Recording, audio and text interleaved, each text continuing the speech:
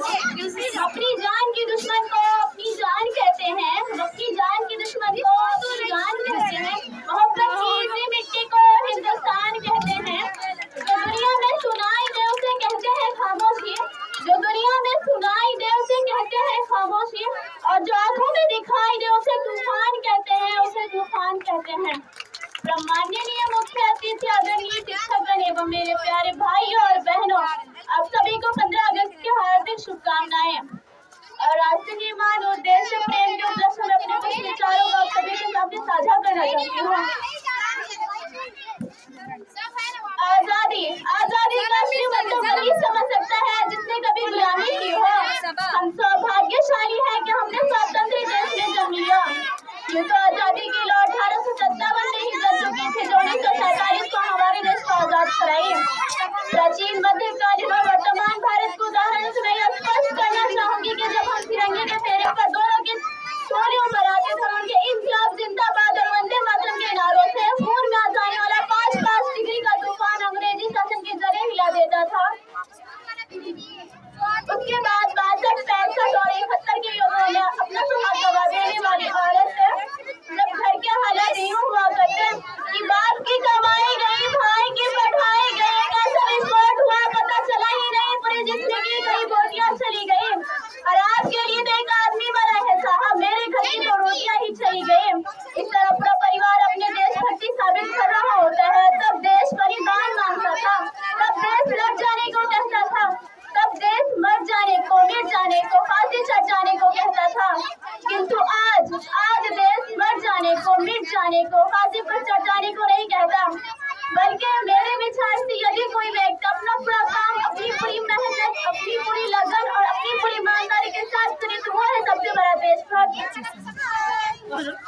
मैं नहीं मानती कि फेसबुक, व्हाट्सएप, इंस्टाग्राम की डीपी को 3 मिनट में रंगना ही देशभक्ति है।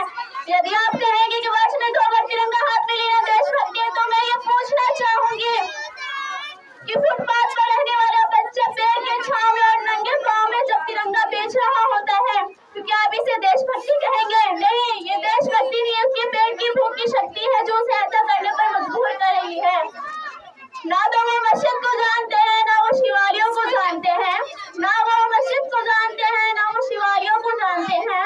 वो पेट की भूख के एहसास को सिर्फ भोजन देने वालों को जानते हैं। अपने परिवार, अपने समाज और अपने राष्ट्र के प्रति समर्पण का भाव है देशभक्ति।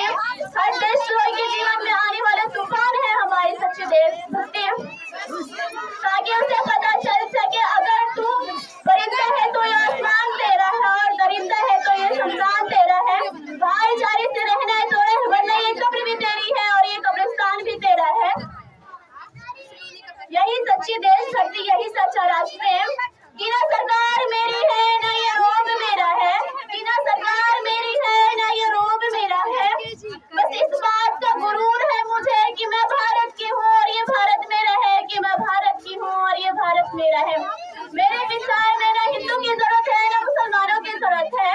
राष्ट्र निर्माण के लिए केवल एक सच्चे इंसान की जरूरत है, केवल एक सच्चे इंसान की जरूरत है। जरा सोच कर देखिए, पेड़ पौधे शाखाएं भी परेशान हो जाए अगर ये परिंदे भी हिंदू और मुसलमान हो जाए। यही सच्ची देशभक्ति, यही सच्चा राष्ट्र प्रेम। I Indian, I student, I proud to be Indian।